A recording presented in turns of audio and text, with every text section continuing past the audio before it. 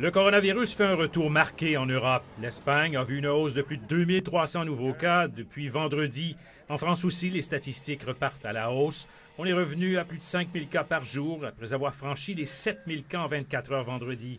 Bien sûr, on teste beaucoup plus qu'au printemps, mais le taux de personnes positives par rapport au nombre de personnes testées est en nette remontée.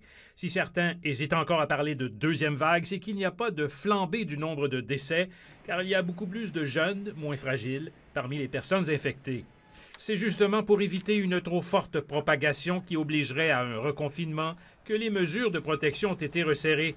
Demain mardi, plus de 12 millions d'élèves retournent en classe. Le masque sera obligatoire pour tous à partir de 11 ans. On va s'y contraindre parce qu'il le faut pour l'intérêt public, mais c'est vrai que ça ne sera pas une rentrée normale.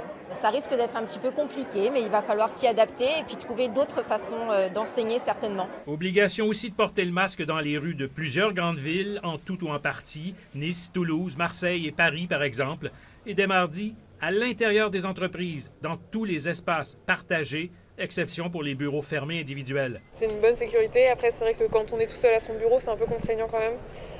Parce que pour faire des appels téléphoniques, c'est pas forcément évident. L'obligation de porter le masque est parfois dénoncée par des groupuscules qui brandissent le droit à la liberté, comme à Berlin samedi. Ils étaient des milliers selon la police, des libres penseurs, des militants anti-vaccins, des conspirationnistes et des sympathisants d'extrême droite.